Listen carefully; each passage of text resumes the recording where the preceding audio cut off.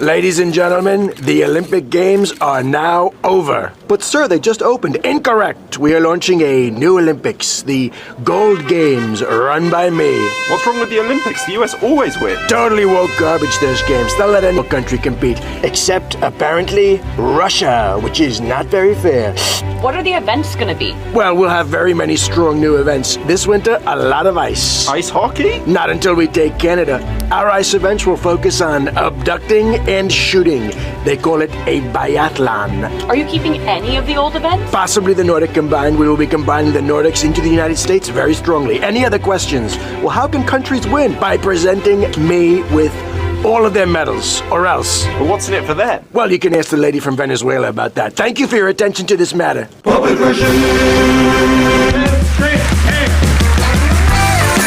Somewhere in the bowels of the city that never sleeps, Kevin McCullough, radio host with Salem Media, is a man also not sleeping. Syndicated radio talk show host Kevin McCullough. And that guy would like a word with you.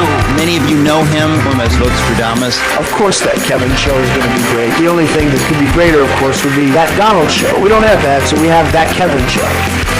Featuring the music of Dick Tunney and the Dream in Color Orchestra. Straight ahead, General Keith Kellogg, Jonathan Butcher of the Heritage Foundation, Carrie Sheffield, an independent woman, and Erika Donalds from America First Policy Institute, sketch comedy from the Puppet Regime, the Holderness Family, and the Babylon Bee, and in the spotlight for his debut, it's Charlie Puth.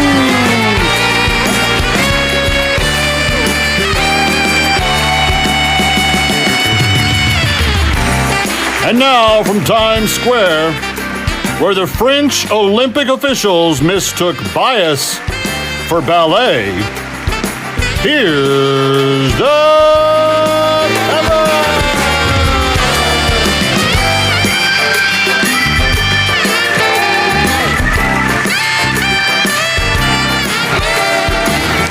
Hey there. Happy weekend to you. Kevin McCullough, very glad to have you with us. Thank you to those of you that listen to me on 693 radio stations throughout the week and join me on 2 television networks every weekend. We are having a great time, and I am enjoying having the larger conversation with more people. It's just an incredible thing to do. By the way, you see these snazzy mugs that I drink my adult beverage out of every weekend on the camera. We have a brand new revamped That Kevin store. ThatKevinStore.com, That Kevin Store. But we've got not only the mugs, we've got the hoodies, we've got other apparel, slogan apparel that's coming. We've got the caps. I love the caps. I'm bald. I wear a lot of hats. But anyway, check it out, ThatKevinStore.com, part of the Salem Media Faith and Family Store now, but very, very honored to be there, ThatKevinStore.com. And we will begin giving away prizes from the store very, very soon. So just be listening for that in the days to come. Speaking of listening, I want to go all the way back to last week to catch up to this week. Last Saturday, when I was with most of you on TV and radio, there was an anticipation by one Roger Goodell that the Super Bowl halftime show was going to be somewhat family appropriate. I don't know if we just on purpose didn't have Spanish censors working the event, but do you know what that guy said on national TV? Well, nobody else did either, because did you see all the Instagrams from inside the stadium? People standing there. I don't know what he's saying. I can't dance. It's not the thing. And then we start getting the translations of the stuff that he actually said. This is a family show. I'm not even going to pretend to try to let you know what it was. It was just bad. And I'm sad by that, because I thought that was terrible, but that the national anthem by one Charlie Puth was maybe one of the most beautiful renditions. I mean, Whitney Houston is still, for me, the all-time. She nailed the national anthem in a way no one else ever had. It is next level icon. But Charlie Puth's version with the jazz chords and the Rhodes piano and Kenny G backing him. Kenny G was a Kenny G's good enough to do the national anthem on his own. He was a backup part of Charlie Puth's thing with 2 choirs and a symphony. Holy cow. Wow, was that good. If you haven't seen it, go check it out. And then he gives a quiet gratitude to everybody that's in the stands for cheering so loudly as the planes fly over, and he gets teary-eyed seeing our men and women in uniform flying above him. What a cute kid. I mean, it's just I just love that humble, grateful spirit, and the jokester at halftime. Oh my gosh. But now I know why Kid Rock got 20 million viewers on an alternative channel. Crazy. All right, so there's a lot that happened this last week, and one thing very important did happen. You may have read about it, but the SAVE Act passed the House of Representatives. Now, the SAVE Act does only one thing. It says 1 citizen, 1 vote. That's it. But you have to prove that you're a citizen when you register, and then you have to bring legitimate ID to confirm your identity when you cast your ballot. This is a federal law. It passed the House, which people thought that would be the chamber that it would not do as well in. And now it's going to the Senate. And if John Thune has any life in him at all, he has to get this passed. Because if we don't start demanding voter ID in our voting process, you know, we're the only modern country on the planet that doesn't require identification to vote. And don't tell me that black and brown people are too stupid to get IDs. They get IDs for everything. So for those of you out there saying that black and brown people are too stupid to do this, you're racist. You're just calling people stupid based on the color of their skin. And a bunch of you are Democrats. And some of you are self-loathing people of color. You can't sit there and say with a straight face that you can't get an ID when illegal aliens are coming here and they don't speak the language and they're getting IDs. So let's just put that whole garbage, the racist garbage, to bed, because that doesn't work anymore.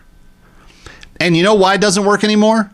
Because 85% of Republicans want voter ID, 86% of independents want voter ID, and 83% of Democrats want voter ID. Everybody wants to make sure we have clean elections, honest elections. You know who doesn't want it? Elected Democrats. People like Chuck Schumer and Hakeem Jeffries, or as they call him, the dollar store Obama. But these people do not want people to be verified when they vote, because they believe that they will lose votes by having honest elections. That's what the Schumers and the Pelosi's and the dollar store Obamas believe at that time. So here's what I want to just lay out real clear. It's passed the House. It got over the biggest hurdle. John Thune may face an initial filibuster with this. This is too big. This one law is too big to let the filibuster kill it. So a few things need to happen. One, you need to get John Fetterman and some of these, guys that don't think that their party's necessarily on the right page all the time. You need to help them see that this is one of those times. And then you need to make sure that none of the Republicans lose heart. We don't. This is not the time for Susan Collins or Lisa Murkowski or any of these other, Lionhearts to go soft on us. They've got to be strong. They've got to be tough.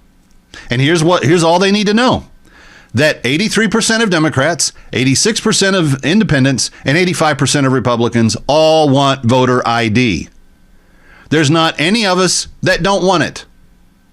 So if you choose to filibuster this law, Mr. Schumer, if you choose to try to filibuster this law and get a scrum of Democrats to vote against their own party's wishes to support you in this filibuster, you need to be challenged and beaten.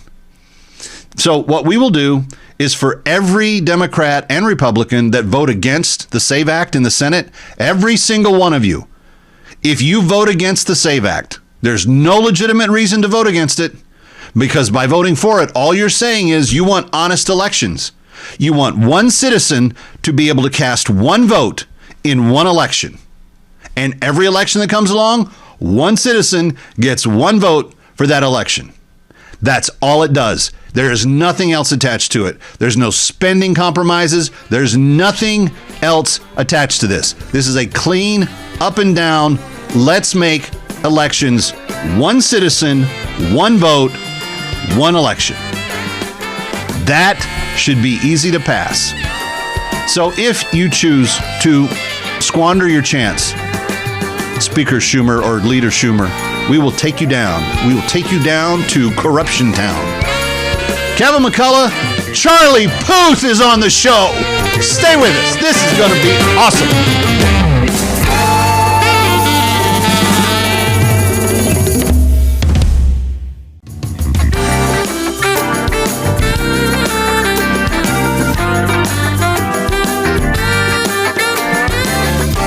Now, back to that Kevin Show with Kevin McCullough.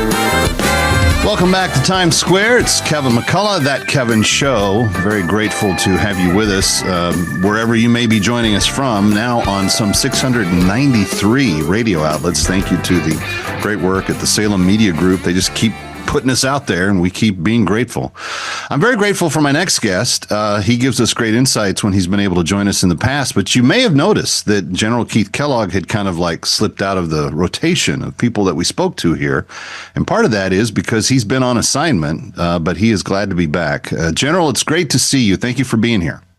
Kevin, thanks for having me. Good to be with you. You had an important task to try to help with the Ukraine situation. I don't think anything has probably flummoxed the president more than being unable to come to some sort of long-term lasting solution there. From someone who has studied it up close, and you've been as intricate to the conversations as possible, where are we with Ukraine? I mean, it's so many years later now. It's the second largest war in Europe. Only in history exceeded by World War II. But what's going on? Yeah, well, the Ukrainians are in the box, as the American term is. I mean, we're okay with Ukrainians. They want peace. You're right about it being the longest war. It's the longest war now since World War II. It's gone over for 4 years.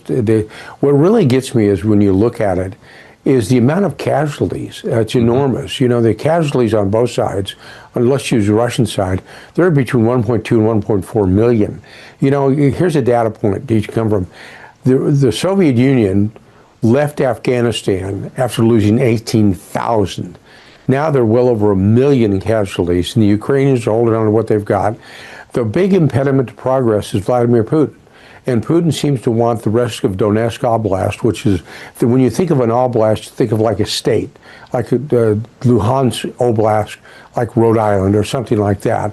And he really wants to take care of, he really wants 4 of them. He's got Luhansk, which is the northern. He's already got Crimea, which is southern. He wants the rest of Donetsk, and he wants Zaporizhia and Kherson. He probably won't get those at all, but he wants the rest of at least Donetsk to get there. The Ukrainians aren't going to give that to him. He basically is going to tell him to fight for it if he wants it. And I don't think he's got the combat power to get there. So he's got a real dilemma on his hands. I think Putin's got the problem in the sense that he's really not winning. He says he's winning. The Russians say they're winning. Their definition of winning is not my definition of winning. You know, they haven't been able to get into Kyiv. They haven't gotten to Kharkiv. They haven't crossed the Dnipro River. They haven't got Odessa. So he's struggling to fight for that last oblast that he wants to get.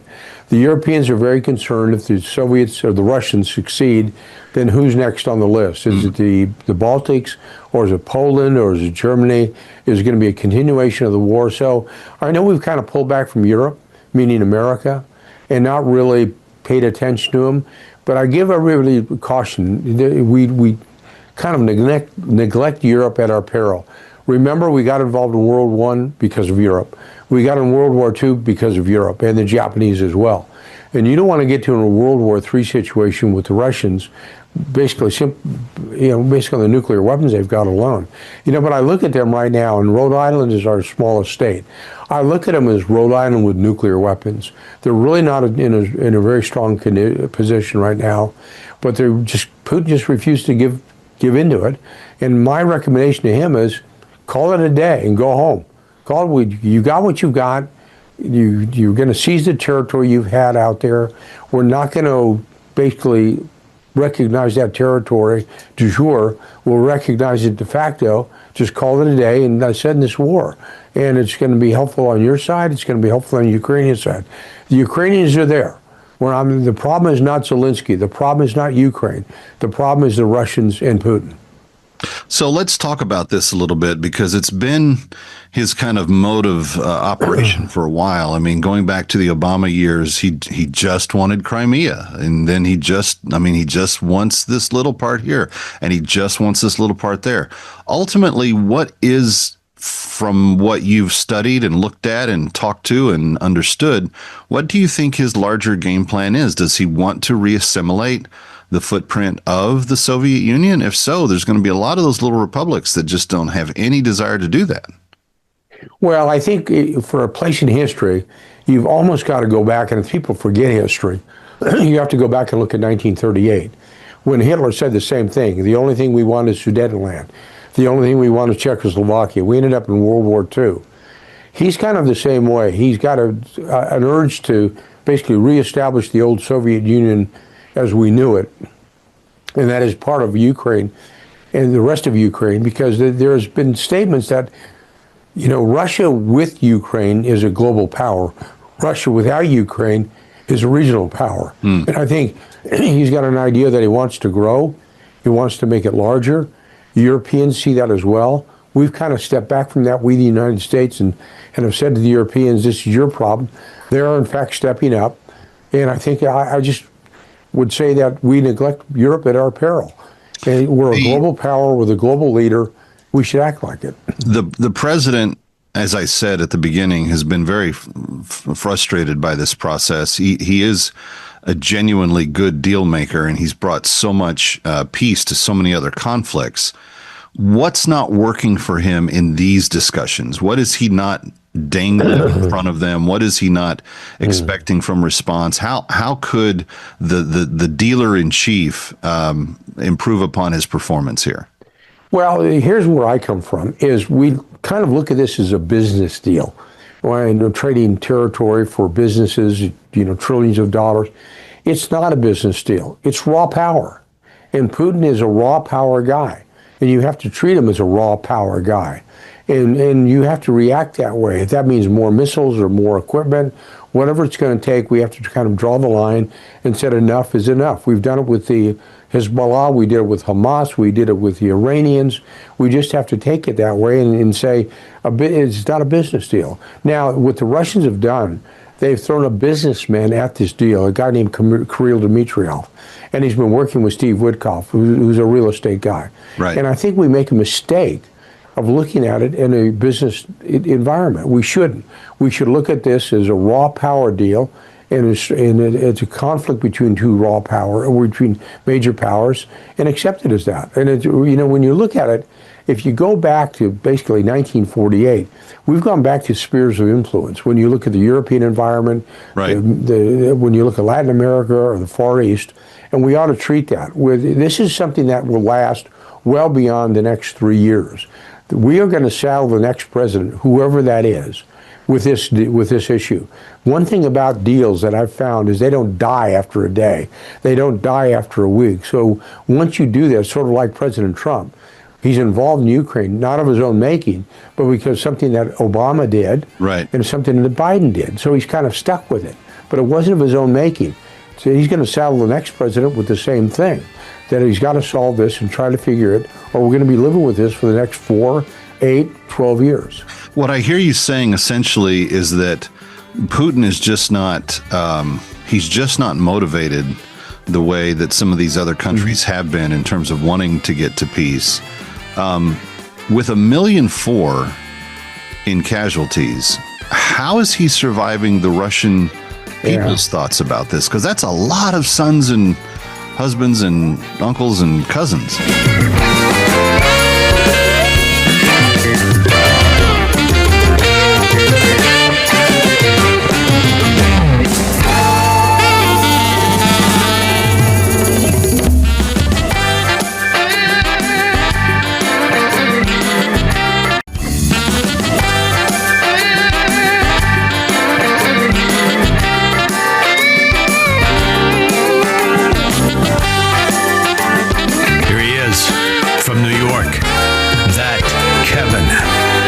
Kevin McCullough.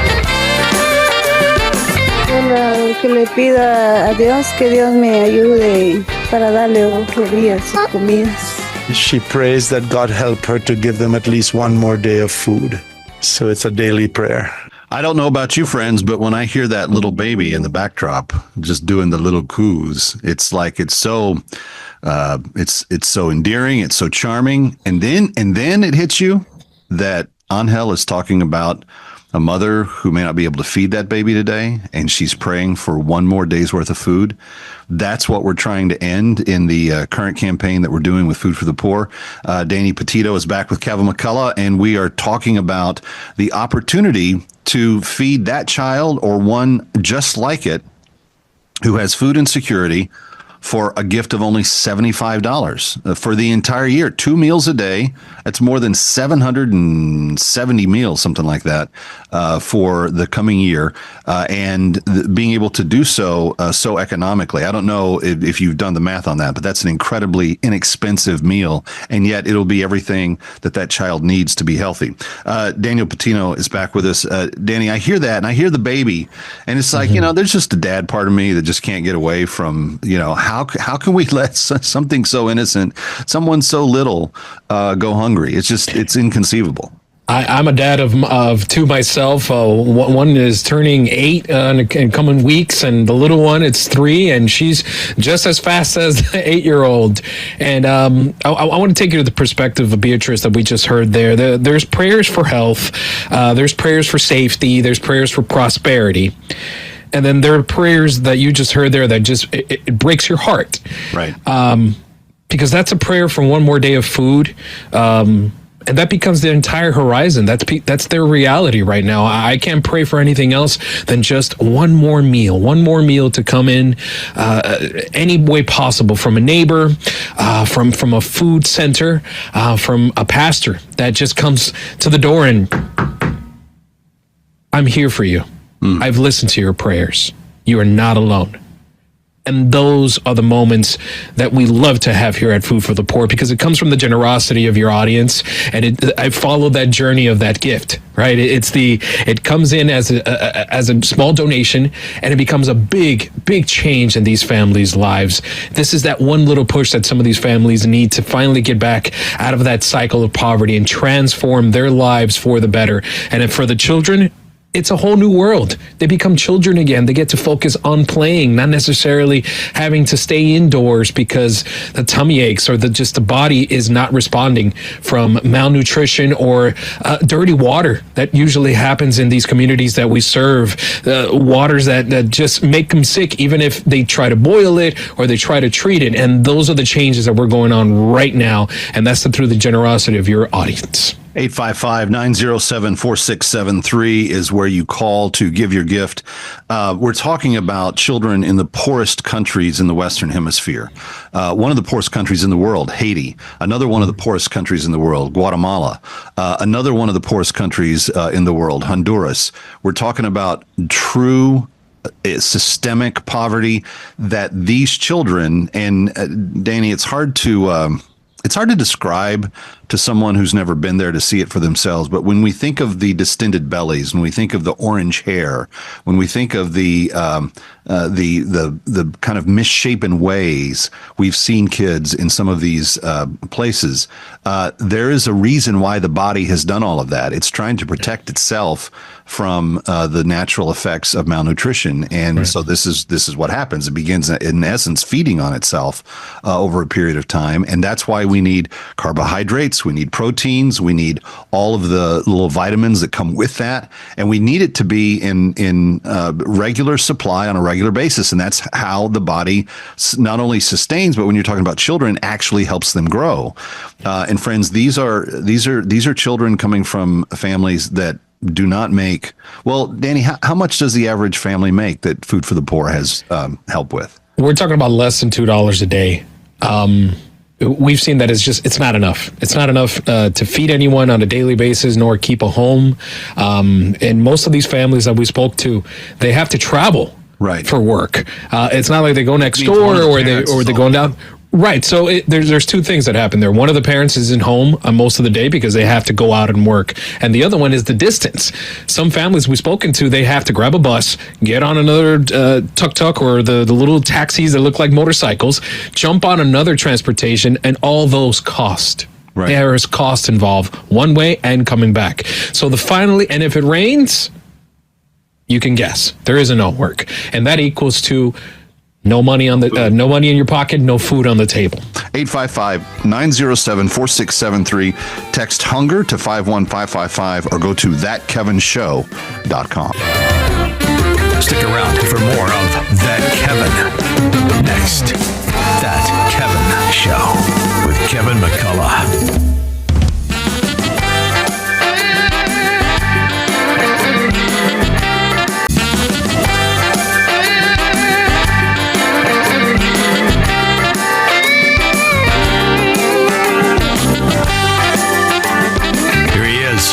From New York, That Kevin McCullough. Welcome back to Times Square. It's That Kevin Show, thatkevinshow.com for all things related to the show. We never put anything behind a paywall. Always want you to have access to it. My next guest is Jonathan Butcher. He's the acting director for Heritage Education and all that's going on there. He's also the author of a brand new book called Polarized Myth, and he's been with us before. Jonathan, welcome back. It's good to have you. Happy New Year if we didn't talk to you in 2026 yet, which I don't think we have. There's when the Trump administration came back into office in 2025, one of the big areas that I know that at least on the grassroots level people were very excited about is education, educational freedom. Linda McMahon at the Department of Ed maybe starting to dismantle an unnecessary agency. There's a lot of stuff that between curriculum stuff that parents want to clean up in certain regions of the country, et cetera, et cetera. So there's a very ambitious set of goals that they came into office with. How would you grade the performance thus far, 1 year in? Well, when it comes to closing down the Department of Education, I give them an A. They have taken steps that no administration has taken before, dating even back to the Reagan administration, which, by the way, had even talked about closing then a newly opened Department of Education. Yeah, because President Carter was the one that opened it. So it was still an infant at that point. That's right. It had just opened in 1979, 1980. But President Reagan at the time understood that it was going to become a bureaucratic behemoth and take away the rights of local educators and parents. And sure enough, here we are 40 some odd years later, and we are spending more per child. We have historically low levels when it comes to reading and math. So what this administration has done to specifically make arrangements with other cabinet level agencies to begin the process of carrying out different education programs that need to be carried out is a great step forward. And I also think they are taking very reasonable steps, very thoughtful steps to do so. For people that are less initiated, what, practically speaking, did the Department of Education exist for? What was it supposed to be doing? Yeah, that's a great question. Remember, the Department of Education was consolidating all of the different funding that came from Washington. So it was really just meant to move money from the Treasury to states and local school districts. It was also meant to enforce federal education law, a lot of which had to do with civil rights. And where it is today, look, the law for children with special needs, IDEA, is still the most litigious part of education in the United States. We've already talked about how education achievement is at or near historical lows. We don't have a more efficient system coming from Washington. Again, we're spending more than ever before, especially coming out of COVID. So we don't have a federal office that has made things easier for states and localities. It's actually done more to require reporting and administrative responsibilities from states and districts. Well, in that regard, how big of an operation was it? And obviously, if we move those tasks to other departments, what conceivably do you think we can do by way of force reduction without impacting actual education of any sort? What's your best guess? Well, so to start with, there are more than 4,000 employees at the Department of Education. And what do they all do? So that's a great question, because there have been very few reports that have actually been able to nail down just how many programs the Department of Education runs. We'll give you a sneak peek, okay? So it costs hundreds of millions of dollars each year just for school districts to receive federal money. They have to employ staff, fill out paperwork, and handle administrative responsibilities just to get Title I money. So Title I, of course, is the largest pot of K-12 spending that comes from Washington. It's money that is meant for children in low-income areas. And just to receive that money, it costs over $200 million each year in local districts just to do that, just to get that spending. And here's the kicker. So money from Washington is less than 10% of the amount that is spent per child in the U.S. More than 90% comes from state taxpayers and local taxpayers. So most of this is already being done. These types of numbers don't add up, though. Like, it costs $200 million to access money that should be able to flow somewhat freely to the. So, in other words, the point that I'm trying to poorly make here is that there are inefficiencies caked upon inefficiencies in this system, it sounds like. Oh, exactly. No, remember, when you think of a state Department of Education, you think, okay, so this is the office that's going to be dealing with education policy in our state. But in reality, they're outposts for the federal Department of Education. I did a study a couple of years ago that found somewhere around 40% of the salaries that are paid at state departments of education. So Texas Department of Education, South Carolina Department of Education, right. Florida, 40% of those salaries are paid with federal spending. They're paid to do federal work. They don't have the time or the space to really handle the state policies that are so necessary for what is happening to the children in their localities. It seems to be that it's very much about the business of keeping its business alive and not necessarily about solving problems and or helping children. So you've written this book, Polarized Youth, or the polarization myth. The polarization myth. That's correct.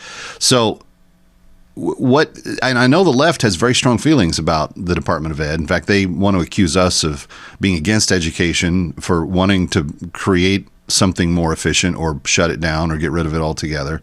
But they seem to believe that we on the right aren't unified in our efforts. So what's the truth? Who's right? Well, the reality is that some of the most important improvements in K-12 education have come from states. They haven't come from the federal government. Right. Take, for example, what we've called the Mississippi Miracle, where in Mississippi they have raised their reading scores faster than almost any state in the U.S. over the last 15 years. That was a state project. That came from state lawmakers adopting proposals to hold back third graders if they couldn't read at proficient levels before they moved to fourth grade. They enacted school choice provisions, including a education savings account program for children that have special needs. This was all a state-based project. Jonathan Butcher of the Heritage Foundation, thanks for all that you're doing. Ready or not, we'll be right back. That Kevin.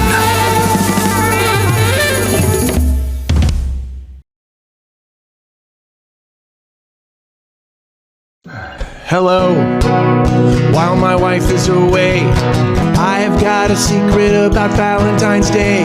When your wife says there's nothing that you need to do, she is definitely lying to you. I know she said nothing, but it would be awful if you gave her nothing. She will think that you were unthoughtful. It's confusing, I get the frustration, so let me offer up a really quick translation. She wants nothing equals she wants something, but she won't tell you what it is. That is your job, not hers. What she wants is hidden deep inside of her, and you gotta figure it out, cause you are mind readers. Get her something that makes her feel loved and appreciated. What is that? She has zero clue. Something thoughtful but not too expensive, but also not too cheap. Good luck to you. Hey, what are you doing? Oh, I'm doing something for you for Valentine's Day. You don't have to get me anything. Uh-huh. 2, 3, hey! Somewhere in the bowels of the city that never sleeps, Kevin McCullough, radio host with Salem Media, is a man also not sleeping. Syndicated radio talk show host Kevin McCullough. And that guy would like a word with you. Many of you know him as Nostradamus. Of course that Kevin show is going to be great. The only thing that could be greater, of course, would be that Donald show. We don't have that, so we have that Kevin show.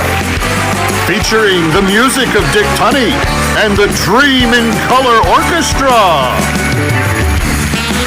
Straight ahead, General Pete Kellogg, the latest with Ukraine and Russia. Jonathan Butcher from the Heritage Foundation, Carrie Sheffield from the Independent Women's Forum, and the future First Lady of Florida, Erika Donalds. Sketch comedy from the puppet regime, a lot of it, the Holderness Family, and the Babylon Bee. And Charlie Puth makes his debut in the new music spotlight.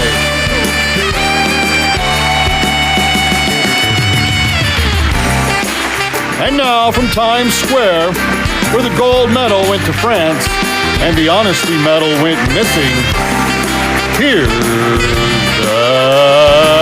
Kevin.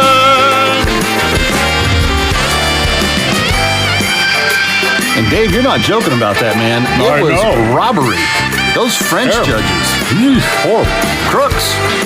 So corrupt. Couldn't believe how bad they treated our beautiful, wonderful ice dance team. Anyway, let's get to the news. Here we go. For Assignment Desk Weekend, I'm Calvin McCullough. This week in the You Can't Make This Stuff Up file, New York City activists reportedly overrode government plans at a monument because apparently governing is now a participatory sport, like pickleball, but with more interpretive dance. The Trump administration called it theatrics, but to be fair, when your city budget is a tragedy, sometimes all you have left is theater. Meanwhile, in Arizona, a genealogy executive is blasting the Pima County Sheriff for shipping critical evidence in the Nancy Guthrie case to a Florida lab, because nothing says chain of custody like priority mail and a prayer. Detectives insist it's standard procedure. Ancestry.com, however, said they could have tracked it better with a 12-year-old and a Chromebook. Overseas, a European capital is being rocked by violent protests over corruption. Citizens are furious that politicians may have been dishonest. In other breaking news, water still wet. In New Jersey, a teacher who slept with her student finally learned of her sentence. Administrators were shocked that one of these teachers finally faced some consequences.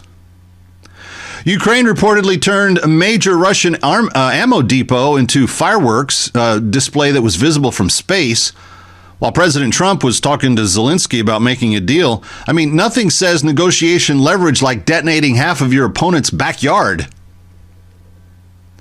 The White House fired a court-appointed U.S. attorney the same day he was sworn in. Talk about a short commute.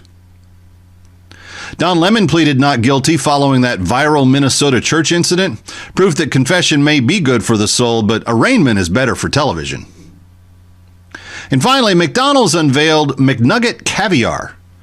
Because if inflation won't humble us, processed fish eggs on chicken probably will. For Assignment Desk Weekend, I'm Calvin McCullough.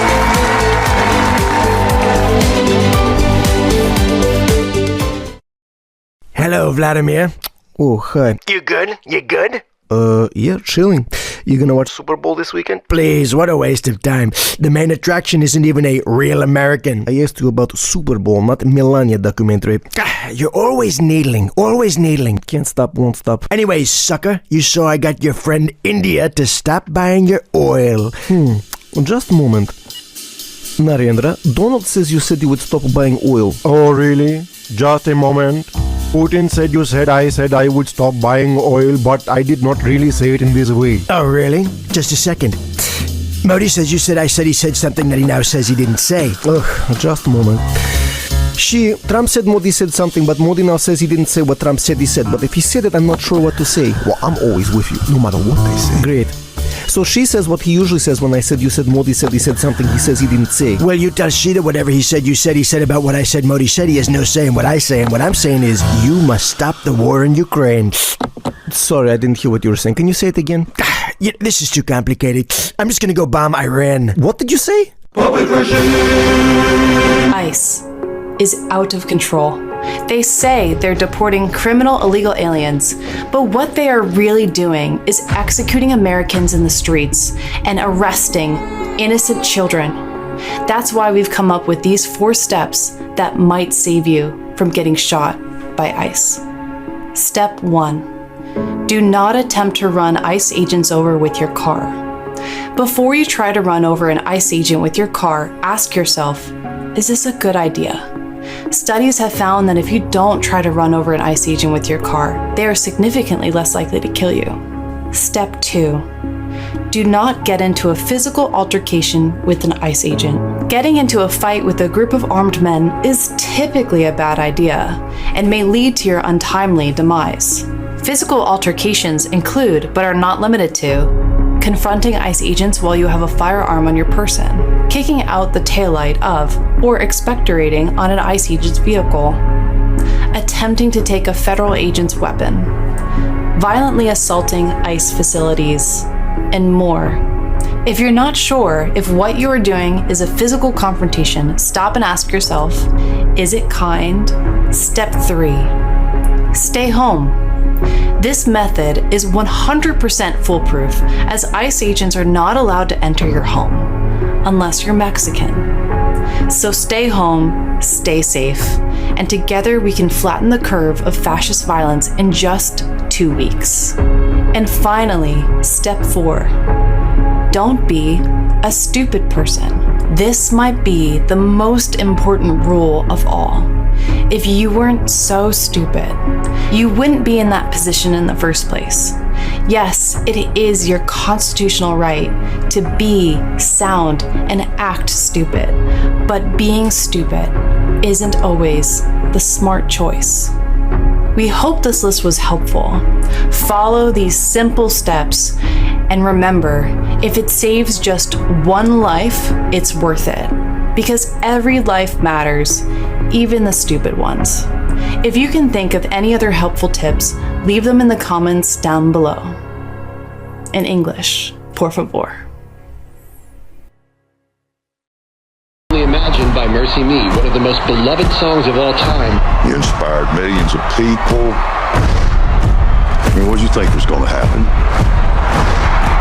You're just going to ride off into the sunset? No more struggles or pain? So how about you tell me what's really going on?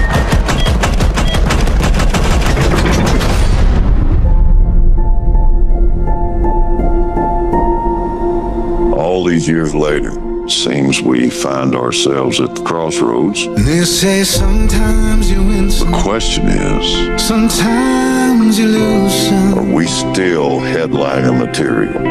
You got another hit cooking?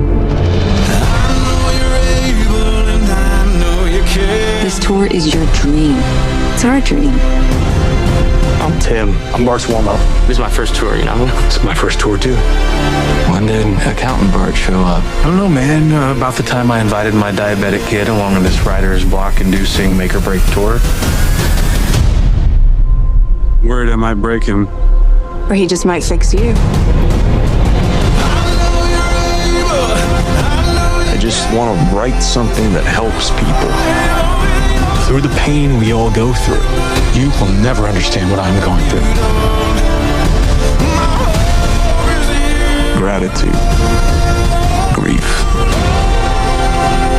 finding a way to hold them both. God is in fire, and it is beautiful. This song needs you.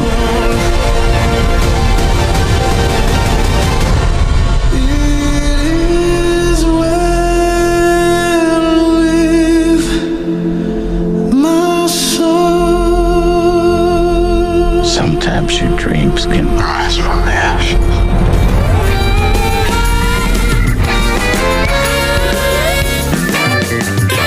Ready or not, we'll be right back.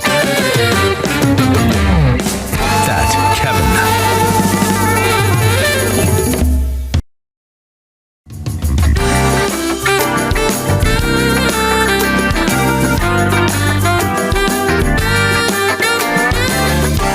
Now, back to That Kevin Show with Kevin McCullough.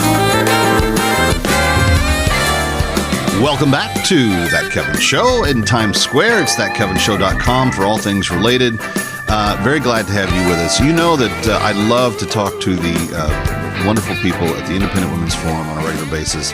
First of all, it is one of the best think tanks just in existence in terms of all of the people that they have with all the experience in their different areas of expertise. It really, really is groundbreaking in terms of just the knowledge level. But then you've got a think tank, a group of people working together that actually understand what the majority of the women in the country want, not just the little slice of people that the National Organization of Women or Planned Parenthood or some of those groups think that they understand. So it's always a privilege every week to welcome someone from IWF on the show. And Carrie Sheffield is someone I knew long before she was with Independent Women. She was doing a TV show. I was trying to remember that name of that show, Carrie, the other day that you first had me on. Was it called Bold TV or something like that? It was, yes, Bold TV, be bold, Bold TV. It was a very different existence for both of us then, but have been grateful to know you as a friend ever since. We've got a lot to talk about. I hold that this will be true in 2026. I held it to be true in 2024, and it certainly was. But I think that the issues that women are going to vote on in the congressional races this year are going to sway the race. So what we do to help those suburban moms that found a home with Maha, those people that aren't the pro-rabid abortion and transify my kids type of people, these are the actual women in the country that really count in terms of their votes and what they think. And I think that on a couple of different levels, the Trump administration is still super serving that core group, and I think that's important for Republicans in general, but for conservatives, I think it's good. And I want to talk about a couple of them. We know about the Trump accounts for kids, but there was another long-term investment kind of thing that he rolled out last year that is now starting to come to fruition. Bring us up to speed on what the Trump 401k program entails and kind of how it works and what it's all about. Yeah, absolutely, Kevin. Thanks for the chance to talk about this. So last year, President Trump signed an executive order that said we want to make sure that we tear down the wall between Wall Street and Main Street when it comes to 401ks. So 401ks are retirement accounts for private sector workers. And what President Trump said was, I want them to be able to access private equity or private investment. And what that means is real estate deals, startup deals. You know, Trump is the king of deal making. So private investment deals that are not in the stock market, because right now most of 401ks are invested in stocks and bonds that are publicly traded. Well, that's all they give you. Like when you start your job and you enroll in one, you have this list of basically funds that are predetermined, and you pick the ones you want, and then you hope for the best. Exactly. And they're publicly traded. And so what President Trump, who has been in private investing his whole life, his father got him into it as a private investor. President Trump said, I want to open this to everyone. And so with this, he made the executive order, and there's a lot of legal things you have to do behind the scenes. And so what's happened now is this year, the Department of Labor under the Trump administration is going to issue a rulemaking period to basically put the legal infrastructure in place that this will happen. And so at Independent Women's Voice, we are in the process of creating a comment drive. And we'd love anybody listening or watching to lend your support for this, because here's the thing. Private equity, when you look at the returns, 5-year, 10-year, 15-year, 20-year, over the horizon time, it gets better returns. There's higher returns for private equity compared to publicly traded stocks. And here's the other piece of it is that when you're talking about who currently has access to private investment or private equity, it's government workers. So public sector pension plans, they already have access to this, as well as rich, wealthy, they're called accredited investors. These are people who are the Wall Street financial elites. They already have access to private equity. It's the everyday 401k holding people who don't have access. But under Trump, this is going to change. And I think it's a game changer, Kevin, because to me, this really helps to solve the argument from people like Mom Donnie, people like Elizabeth Warren. They're always talking about inequality and the haves and the have-nots. The way you grow wealth and generational blessing that you can transfer to your kids is through ownership. And that includes private investment ownership. Let me push back on a couple of things, because I can hear people in my head ask. That's not a good thing, hearing voices in my head. But I can imagine that there are people asking, well, why would private investment bring a better rate of return? Is it simply because private equity isn't worried about a stock price? They're worried about actual return on actual effort that's put into the organization? Because it is a kind of a weird thing for a company to grow, do really well, go public, and then it seems like something sometimes goes amiss with the original business model of the plan, because now they're playing to that. What does the street think that we're going to do by way of return? Are we hitting our numbers? How many middle managers do we have? How many people do we have to cut from the pay force and so forth? Is it just because private equity doesn't have to mess with what a Wall Street public perception deals with?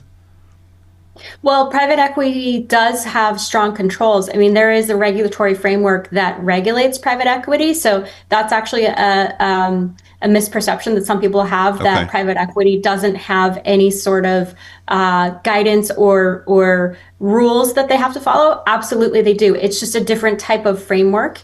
There's a different framework for publicly traded markets versus private equity.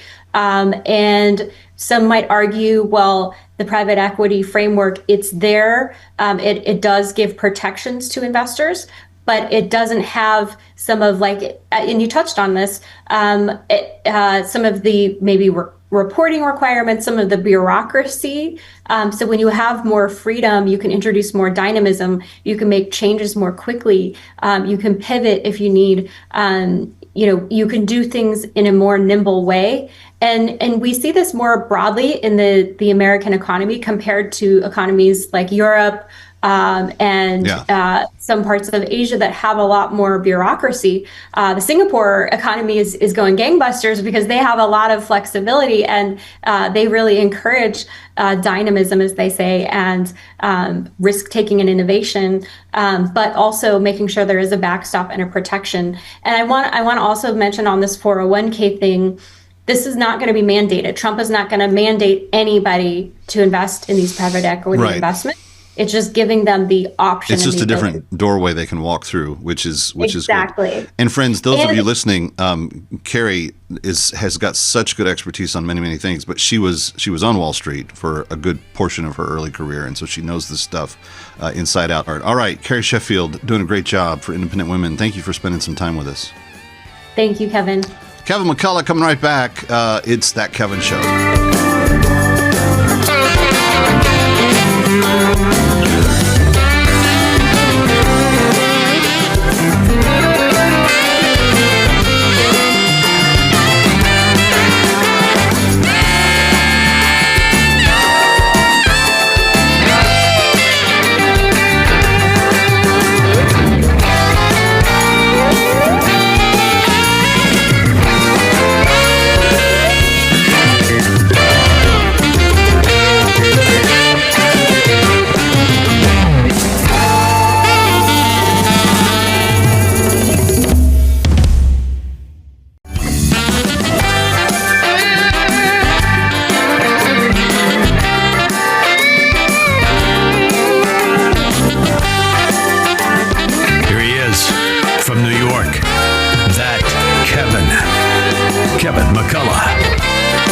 when you see the hunger, when you see the need, thousands of people, you go out on the field and they have a smile for you. Even if they haven't eaten for 1 or 2 days, it just makes us real sad.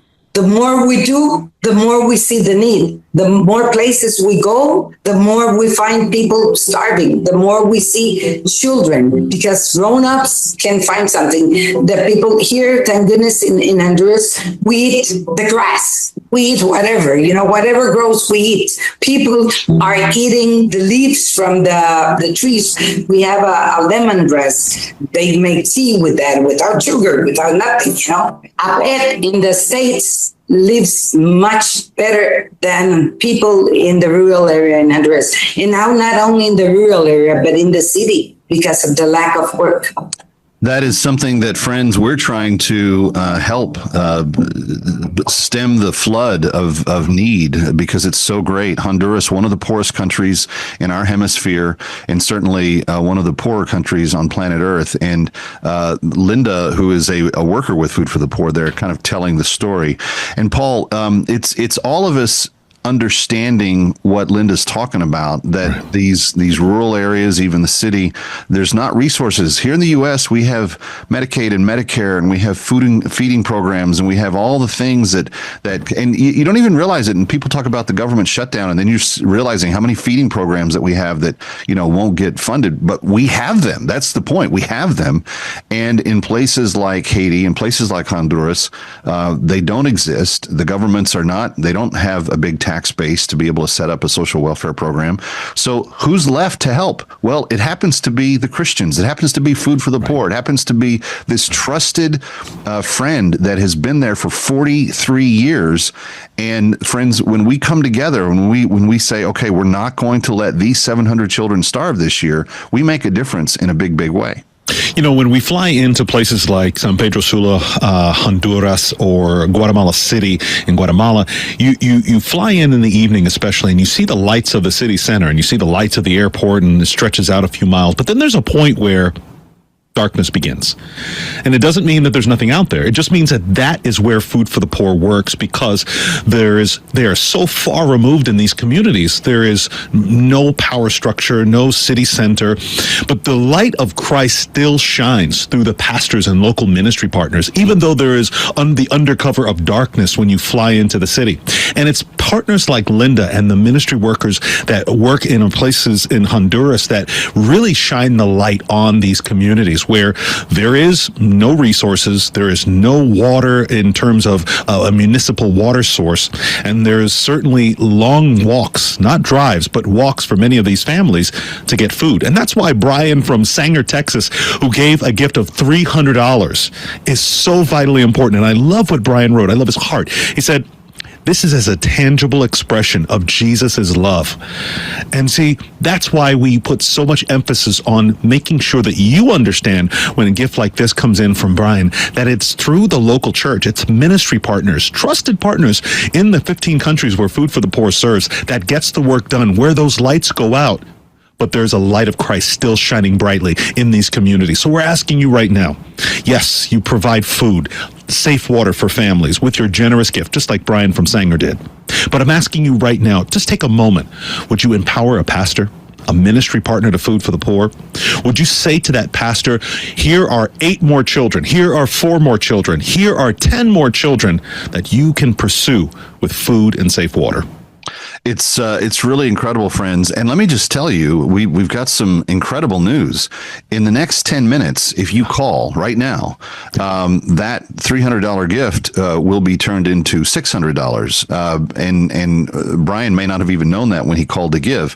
But because of a matching challenge from a friend of Food for the Poor, we can double the impact. So if he was doing $300, normally that would take care of 4 children for $75 a piece. And friends, that's incredible. You think about the cost per result in terms of a child's life, because every one of those $7,500 is 700 plus meals for that child for the coming year. It's 2 meals a day for 365 days, plus all the clean drinking water that they can consume.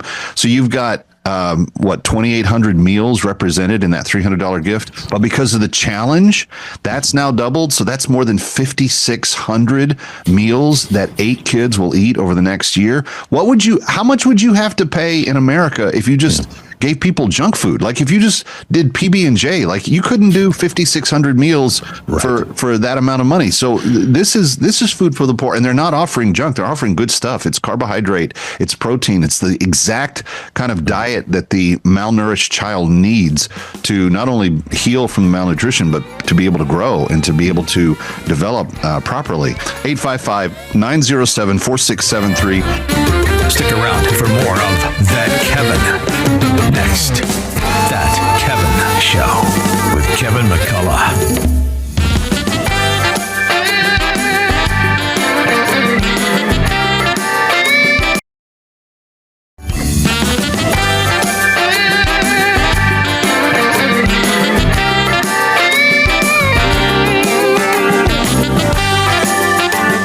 Here he is from New York. That Kevin McCullough. Welcome back to Times Square. Kevin McCullough, glad to have you with us. It's That Kevin Show, thatkevinshow.com for all things related to it. Erika Donalds is back with us. And Erika from America First Policy Institute, heading up their educational efforts there, educational reform, educational freedom. There's a lot of terms you're not used to hearing with education. We're trying to make that more in vogue, actually. So Erika's doing a great job on that. Recently, there was a Wall Street Journal op-ed that was published whose headline was "College Students Who Can't Do Elementary Math." There's so many things wrong with even that headline in terms of what it says about where we're at with our educational results in this country. Erika, I don't know where to begin, but what do you make of a system that could actually end up with that being the result and somehow trying to argue that we're doing a good job? We've been hearing this from data and anecdotally for many years now, college professors saying that the students that they're getting are unprepared for that next level of education. More and more remedial classes are being required, about a third of students having to take some sort of remedial classes because they are not ready for college level work. In this case, it is astonishing, the data that's coming out of UC San Diego. I mean, 87%, only 87% of these college students could do first grade math. That means that 13% of students who were accepted into UC San Diego cannot do first grade math. Wait. First grade is addition and subtraction. It's the most basic thing. So even if that, you wouldn't even expect 1% to fall into that category, but we're talking about 13%. And they actually did this data for every year of math to the point where 74%, that means every 1 out of every 4 students at UC San Diego cannot do third grade math. Okay, it is an absolute crisis, but this is not unique to UC San Diego. It's great that we have this data to put some numbers on it, but we have seen this happening across the country. It's no wonder our students are unprepared for the workplace and the demands that the American economy has. We are failing them in K-12 education. We see it in the NAEP scores, and we see it now in the college-going preparedness by this very data. I am scared to ask this, but I'm going to ask it anyway. What's the percentage? Because I have a 15-year-old who's a sophomore right now. What's the percentage of people that could functionally do 12th grade senior level math, high school, in college in this study? Would they turn that up?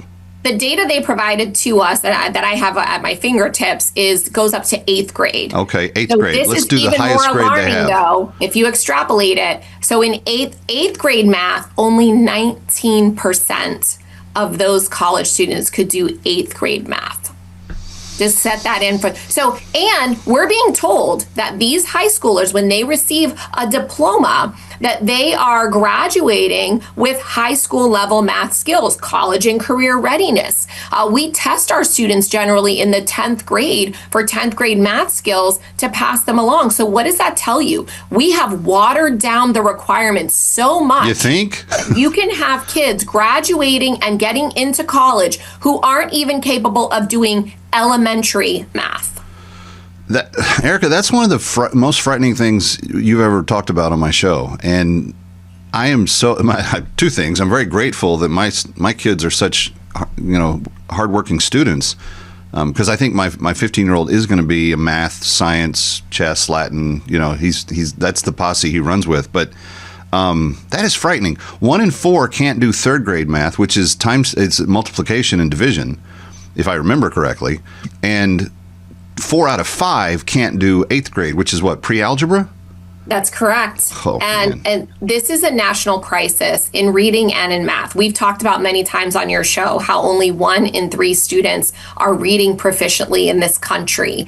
And it's astonishing that it has gone on for this long and we haven't seen wholesale reforms in the way that we educate our children. But that is why, as we talked about in the last segment, education freedom and a free marketplace in the education sector has to be the solution here. We cannot trust the government monopoly to continue this level of watering down, congratulating themselves, increasing graduation rates, while yet these students do not have the skills and knowledge necessary to achieve the American dream. But if you think about it, and again, this is what, San Diego? So you're talking about California, state standards being layered into the federal, which is probably as watered down, if not more so, than the federal standards.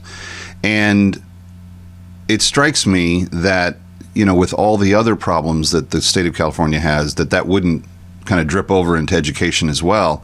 Isn't this the same university that has the male volleyball player on the women's team that is injuring people and like schools are boycotting playing them because he's on that team?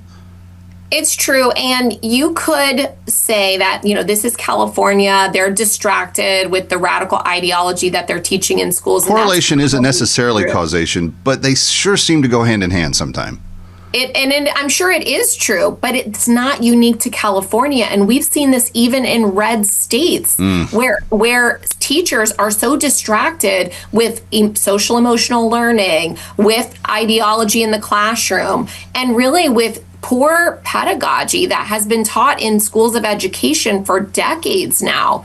And it has to be reformed in a major way if we are going to see changes to these types of data that are coming out of our colleges and universities. We can no longer accept the status quo. We've seen so much information that has showed us what a failure it is. Mm-hmm. Why are we still trying to reform a system that refuses to reform itself? That is a very good question. Erika, we're on more stations than we've ever been on before. We're talking to more people than we've ever talked to before. Right now, you have their ear. What do you want in this last 60 seconds to have everybody that's listening go and do? Is there an action point that they can take to get more involved, to help begin to impact this situation and make a difference? Yes. Well, first of all, follow me at Erika Donalds. I'm always putting information out there so you know exactly what's going on in education in this country, as well as action items as they come about, whether it's individual states that are passing school choice or now the federal school choice policy and rulemaking that we're going to be going through over the next few months. So please follow me and take action as it comes up, and I'll let you know what to do for that. But most of all, I want you to advocate for education freedom to your friends and neighbors. Every single family deserves to choose where their child goes to school, how they're educated, who educates them, and by what value system they're being educated. We can no longer accept the government telling us who and how our children will be educated. And going forward, we have to punish them, frankly, for doing what they have done. Ready or not,